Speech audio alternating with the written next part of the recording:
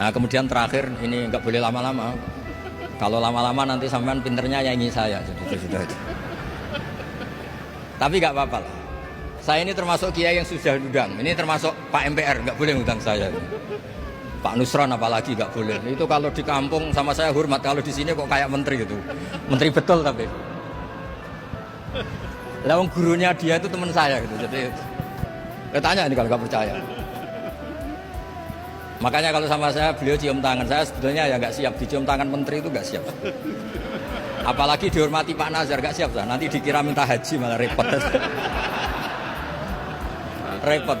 Saya ini tadi bisik-bisik itu urusannya ilmu tasawuf, gak ada urusannya dengan haji. Nah, cocokan. Kenapa beliau suka ilmu tasawuf? Saya kan sering lihat beliau ceramah di TV.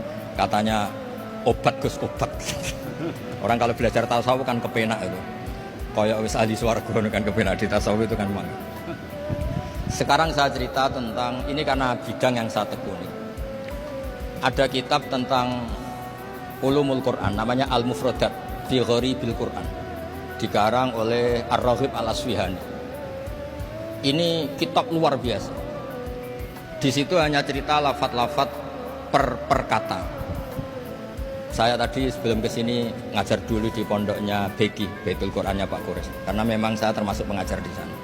Artinya kalau saya sering ke situ jangan iri, memang saya termasuk pengajar di sana. Termasuk pengajar yang keren maksudnya.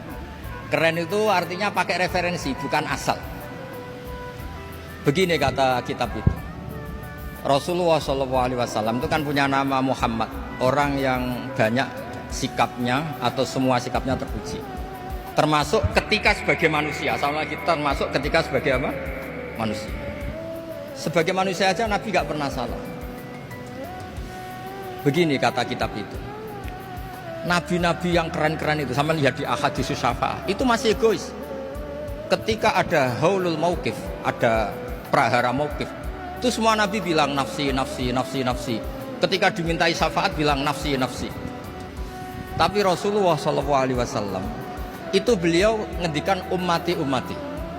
Dan beliau ketika dimintai syafaat, kata beliau, sudah, analah, saya bisa memberi syafaat. Kata beliau, fa'akhirru lillahi ta'ala sajidan fayaqulu li ya Muhammad irfa' ra'sa wasaltu toh wasfa'tu syafa'.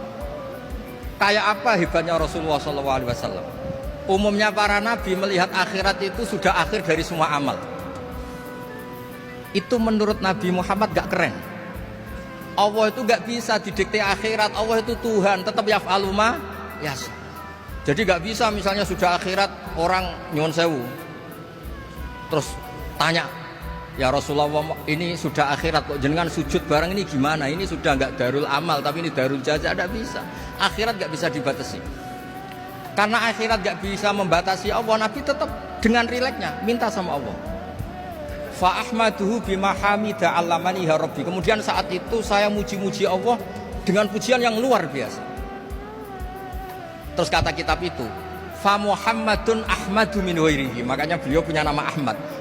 Ahmad itu afal tafdil, bukan fi'il mudhari' waqi' mutakallim. Ini pernah madrasah dulu di Kutsian. Tamat. Alhamdulillah. Beliau kalau di rumah hormatnya tidak kayak tadi, lebih dari itu. Tadi di sini pejabat terus. Sembrono ya di sini itu kenapa itu. Ya tapi enggak apa-apa itu. Tadi sudah dipuji, akhlaknya baik, apa-apa baik, alhamdulillah. Fa Muhammadun Ahmadu min ghairihi.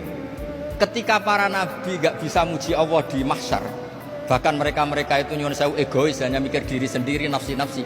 Rasulullah Muhammad ini punya nyali untuk muji Allah dan tetap mengajukan permohonan apa? Syafaat. Makanya disebut fa Muhammadun Ahmadu min ghairihi. Sampeyan lihat di Bukhari, di Muslim. Fa Ahmadu fi mahamida 'allamaniha rabbi. Tetap muji-muji Allah. Bukti bahwa teori saya benar dan otoritatif adalah yang nggak bisa hilang di surga itu juga wiridan. Ketika kita masuk surga, apa kita kegiatannya?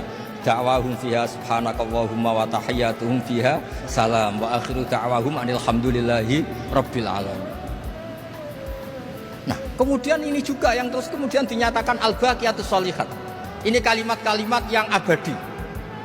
Karena apa? Di dunia ya kita bilang subhanallah alhamdulillah, di akhirat bilang subhanallah.